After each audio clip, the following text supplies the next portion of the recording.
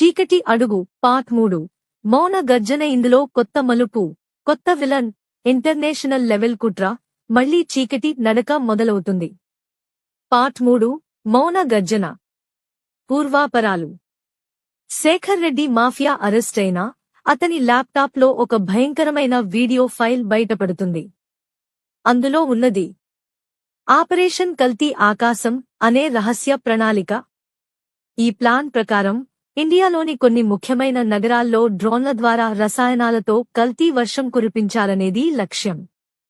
దీని వెనుక ఉన్నది ఒక ఇంటర్నేషనల్ టెర్రరిస్ట్ గ్యాంగ్, నక్తీ. ఈ ప్లాన్లో భాగస్వాములుగా ఉన్నారు కొందరు భారత రాజకీయ నాయకులు, ఒక ప్రముఖ ఫార్మా కంపెనీ అధినేత, లోని ఒక లీకేజ్ ఆఫీసర్. సి రమేష్ తిరిగి రంగంలోకి దిగుతాడు. ఇప్పుడు అతనికి జాయిన్ అవుతుంది ACP Deepika Sharma, special task force నుండి.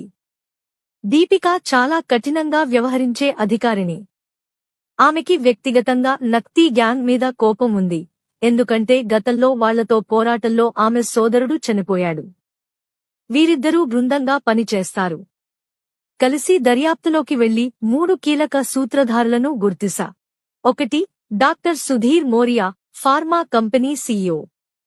2 అబ్దుల్ ఖాన్, నక్తీ gang Indian leader. 3 Ashwath Kumar, కేంద్ర మంత్రివర్గంలో ఉన్న వ్యక్తి. అశ్వత్ కుమార్ వాళ్లపై విచారణ ఆగిపోవాలని ఒత్తిడి తెస్తాడు.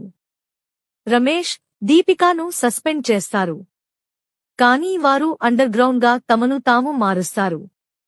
ఫేక్ ఐడెంటిటీలతో ముంబైలోకి ప్రవేశించి ఖాన్ గ్యాంగ్లో నక్కుతారు.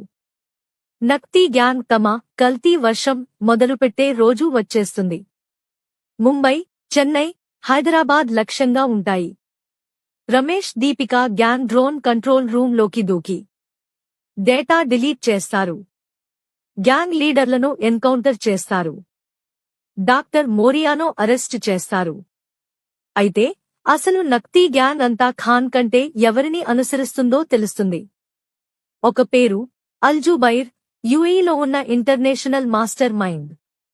ఏసీపీ దీపిక, ఒక చెట్టు తొలగించినంత మాత్రాన అడవికి శాంతి రాదు.